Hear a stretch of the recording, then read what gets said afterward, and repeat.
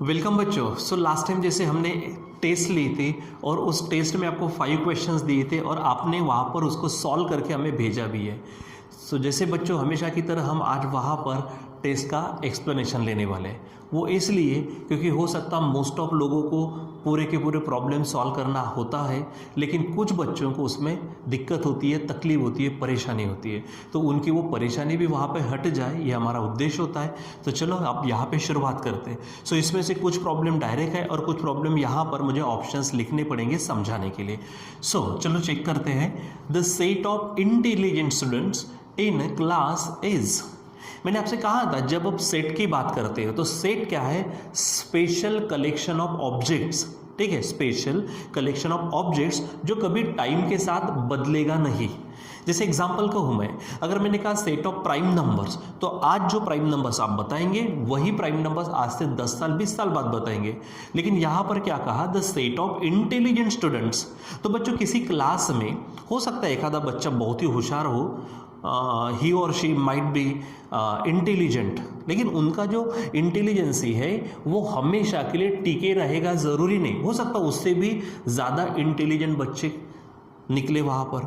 उसी क्लास में कोई एक आधा बच्चा बहुत ज़्यादा मेहनत करे, ठीक है, वो खुद का IQ लेवल बढ़ा सकता है, उनका इंटेलिजेंसी बढ़ सकती है। ठीक है, या फिर जो खुद है आज इंटेलिजेंट, हो सकता वो लापरवाही के कारण पीछे भी आ सकता है। ठीक है, मतलब यहाँ पर किसी बच्चे की इंटेलिजेंसी टिके नहीं रहेंगी, मतलब वो कलेक्शन स्पेशल नहीं रहेगा, इसलिए हम उसको सेट के लिए डिफाइन नहीं करते। तो वहाँ पर बच्चों जो ऑप्शंस थे आपके पास, वहाँ पर लिखा था अ नल सेट। वो सेट, एक सबसे पहली बात ना उसके टाइप्स बनेंगे क्योंकि वो सेट ही नहीं आएगा। यानी ऑप्शन थे null set, singleton set, finite set, और लास्ट ऑप्शन था not a well defined collection. तो बच्चों टाइप्स कब होंगे? जब वो सेट्स रहेगा। अब सेट ही नहीं है तो टाइप्स की बात ही नहीं है, इसलिए वहाँ पे ऑप्शन होगा आपका not a well defined collection. वहाँ पे वो स्पेशल कलेक्शन नहीं कहलाएगा, यानी वो सेट ही नहीं रहेगा। यानी ऊपर के तीनों ऑप्शंस निकल जाते हैं। आंसर होता है not a well defined collection. I hope कि आप लोगों ने ये लिखा होगा। सेकंड देखते हैं, which of the following is the empty set. Which of the following is the empty set. अब वहाँ पे मैं लिख तो लूँ ये, लेकिन आपको पहले बाकी के ऑप्शंस को भी जानना जरूरी है। तो चलो यहाँ पर हम समझते हैं। तो जो पहला ऑप्शन इसमें दिया था वो था ये पहला ऑप्शन एक्स। ठीक है, such that x is a real number. ठीक है, और x square minus 1 is equal to 0।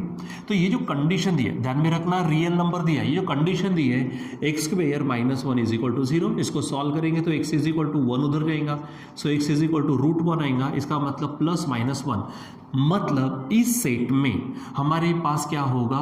Plus minus 1, ऐसे दो एलिमेंट आएंगे। मतलब ये सिंगलटन भी नहीं, ये एम्प्टी भी नहीं, ये फाइनाइट सेट है। इसका मतलब ये हमारा, उसने क्या पूछा था हमको? Empty set. तो ये एम्प्टी सेट नहीं, क्योंकि उसमें कुछ ना कुछ एलिमेंट्स आ रहे। सेकंड ऑप्शन अगर मैं जानता हूँ यहाँ पर, सो एक्चुअली सेकंड ऑप्शन ये है, तो इसको मैं लास्ट में समझाता, बाकी पहले समझाता हूँ मैं। ठीक है, या फिर एक काम करते ले लेते, क्या था वो? यहाँ पर एक्स है, such that x is a real number. ठीक है, and x square plus 1 is equal to 0। ध्यान में रखो, यहाँ रियल कहा, यहाँ कंडीशन ये है, सॉल्व करेंगे तो इज इक्वल टू 0, सॉल्व करो, x is equal to x square is equal to minus 1 होगा, x is equal to answer में -1 आएगा। ठीक है, रूट में -1। बच्चों मैं ये नहीं कहता कि ये आंसर नहीं है, लेकिन बच्चों हम लास्ट टाइम में कॉम्प्लेक्स नंबर में पढ़ चुके हैं कि अगर रूट के अंदर माइनस दिखता है तो वो हमारा इमेजिनरी बनता है। ठीक है, यानी ये इमेजिनरी नंबर है, या फिर आप इसको कॉम्प्लेक्स नंबर कह सकते हैं, लेकिन यहाँ पर उन्होंने क्या कहा है? Real number. मतलब ये इसमें नहीं आएगा, मतलब एक भी आंसर इसका नहीं बनेगा, इसलिए ये आपका रियल में क्या बनता है? एम्प्टी बनता है। मतलब आंसर तो यही है, लेकिन आगे के दो और ऑप्शन को देख लीजिए आप। सी देखो, ठीक है, क्या कहा उसने? X such that x is a real number, फिर से कह रहा हूँ, और x square minus 9 is equal to 0। बच्चों ये कंडीशन दी है, इसको अभी सॉल्व करते तो इस तरह से होगा, एक्स इज इक्वल टू √9, मतलब फिर से प्लस 9 माइनस 3 होगा, मतलब दो एलिमेंट आएंगे +3 और -3, मतलब ये भी एम्प्टी नहीं होगा, इसको भी नहीं बोलेंगे।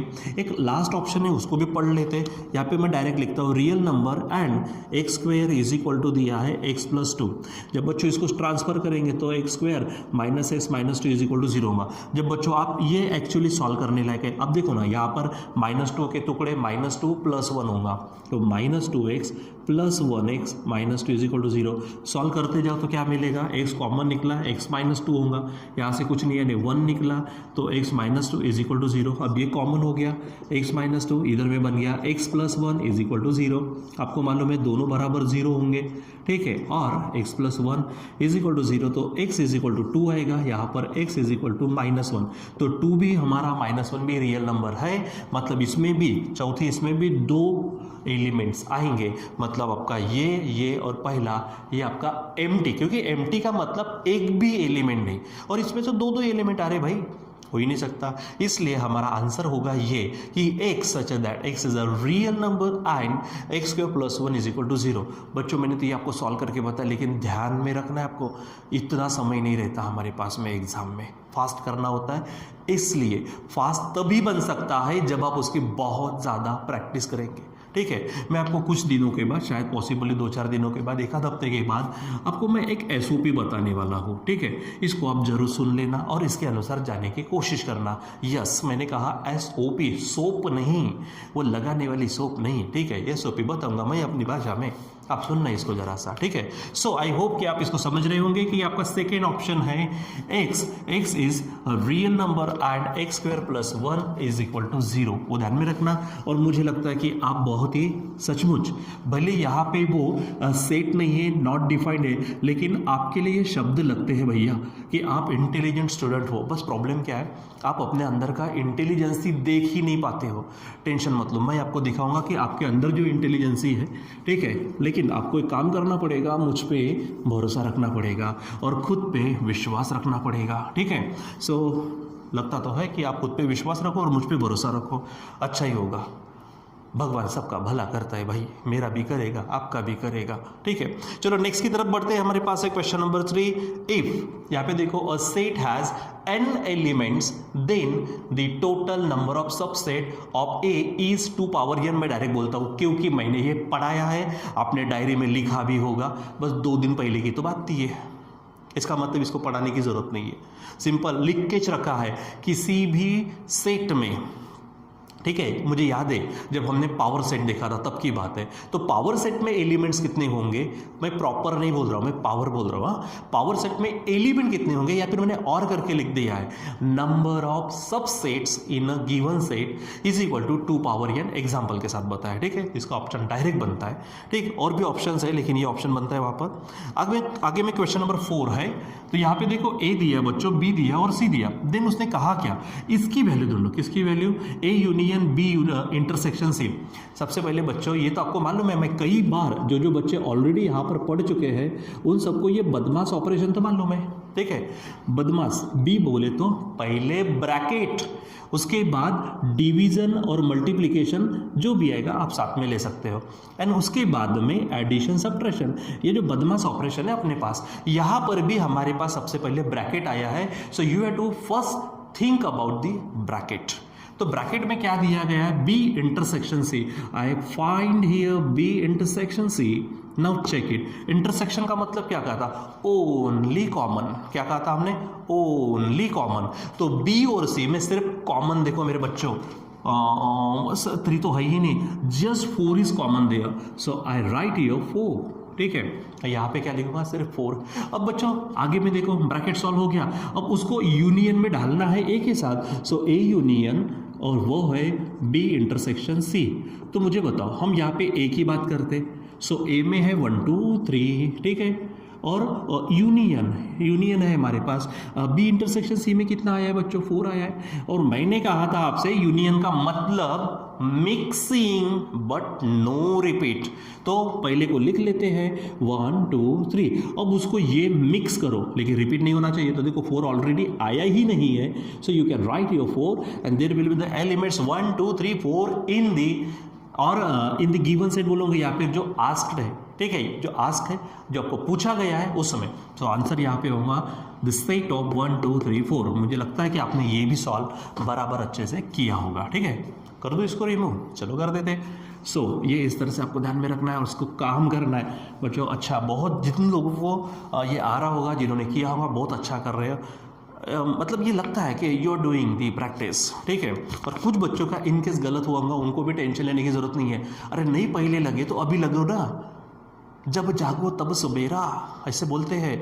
आप जब भी, आज आपको अगर लगता है कि नहीं यार हमने करना चाहिए, मतलब आप जग गए हो, ठीक है, तो आज से काम करना शुरू कर दो। प्रॉब्लम आती है तो मुझसे बात करो, मैं आपकी प्रॉब्लम को सॉल्व करने की कोशिश जरूर करूँगा, ठीक है। लेकिन फिर एक बार कह रहा हूँ, खुद पे भरोसा, दूसरों पे भरोसा, यानी खुद पे विश्वास, दूसरों पे भरोसा ज़्यादा मायने रखता है। क्वेश्चन नंबर 5 देखते हैं यहाँ पर हम क्या कहा उसने। If A and B are any two sets then A union A intersection B is equal to A. वैसे तो मैं एक्चुअली पढ़ाया नहीं है, डायरेक्ट प्रॉपर्टी है, आंसर ए ही आता। लेकिन बच्चों पढ़ाया नहीं, इसका मतलब हम ट्राई करेंगे नहीं, ऐसा कहा लिखा है। जब पढ़ेंगे तो पूरा ध्यान में रखेंगे, ठीक है। लेकिन अभी सॉल्व कर सकते हैं ना, आप अपने मन से कोई भी एग्जांपल ले सकते थे। जैसे मैं ए में कोई एक आधा एग्जांपल ले लेता हूँ, ये लेता हूँ ऊपर का 1 2 3 ले लो, ठीक है। बी में ले लो कोई एक आधा 4 5 2, जो भी लेना है तुम्हारी इच्छा, 3 4 5 ले लो, ओके। अब हमको क्या करना है, इसका आंसर तो ए आने वाला है। ये प्रॉपर्टीज है, A union A intersection B is equal to A, ठीक है। सो पहले हम ब्रैकेट निकालते हैं, A intersection B. So find first A intersection B. Intersection मतलब ओनली कॉमन, तो कौन कॉमन है बच्चों इसमें, 3 कॉमन है, ओके, ठीक है। अब क्या करना है, A union A intersection B, ठीक है। सो ए में कौन कौन है पहले चेक करो, 1 2 3 1 2 3, ठीक है। और यहाँ पर हमारे पास में क्या है, A union A intersection B में कौन है, 3 है, तो मैं यहाँ पे 3 लिखता हूँ और यहाँ देता हूँ क्या, ये यूनियन दे दिया। अब मुझे ये यूनियन का मतलब बताओ। यूनियन का मतलब होता है मिक्सिंग बट नो रिपीट, ठीक है। तो यूनियन मिक्स करने के लिए पहले इसको लिख लेते हैं 1 2 3, और इसमें अब मिक्स करेंगे सेकंड वाले को, लेकिन रिपीट नहीं होना चाहिए। तो यहाँ पे बच्चों 3 आया है, देखो ये 3 यहाँ पे आया है ना, फिर आप रिपीट करेंगे क्या, नहीं हम रिपीट नहीं करेंगे। तो ये यहाँ पे 1 2 3 आया है, लेकिन बच्चों देखो ना, ये 1 2 3 क्या है, और कुछ नहीं है, ए है, मतलब इसकी जो वैल्यू बनती है वो ए बनती है, ठीक है। अब यहाँ पे डायरेक्ट ध्यान में रखो, कौन सा, कि A union A intersection B is equal to A, ठीक है। अब ये एग्जाम्पल से समझकर आप वहाँ पर आंसर हमें भेज सकते थे, और कुछ लोगों ने शायद भेजी भी होंगे, बहुत अच्छी है, खुशी की बात है ये।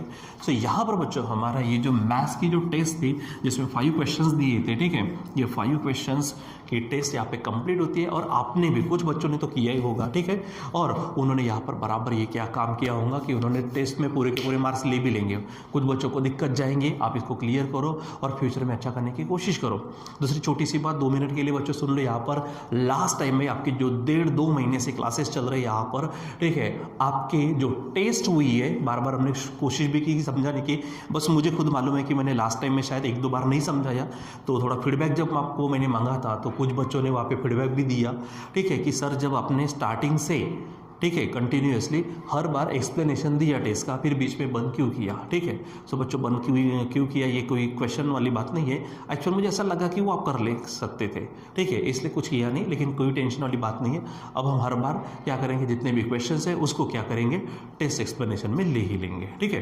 तो ये आपका वो जो प्रॉब्लम है वो भी सॉल्व हो जाएगा। दूसरी बात बच्चों, जो 1.5-2 महीने से मैंने कहा कि आपकी टेस्ट हो रही है, उन सबके परफॉर्मेंसेस बन चुके हैं, तो आप अपने पेरेंट के साथ में कभी भी ट्यूशन विजिट कर सकते हैं, ऑफिस में विजिट कर सकते हैं, अपने परफॉर्मेंसेस को देख सकते हैं। एक्चुअली हम जैसे पेपर आपको सेंड करते हैं, नोट्स आपको सेंड करते हैं, डेली व्हाट्सएप पे आपको वीडियोस की लिंक सेंड करते हैं, तो उसी प्रकार हम वो परफॉर्मेंस भी सेंड कर सकते हैं। लेकिन बच्चों थोड़ा सा कैसा कि सभी बच्चों के परफॉर्मेंसेस दिखते, वहाँ पे किसी को कम ज़्यादा मार्क्स देते, थोड़ी एक अलग टाइप की ऑड फीलिंग होती है, इसलिए वैसा काम हम नहीं करेंगे, ठीक है। सो प्लीज़ आप अपने पेरेंट के साथ में या फिर आप खुद आकर अपने परफॉर्मेंस चेक कर सकते हो।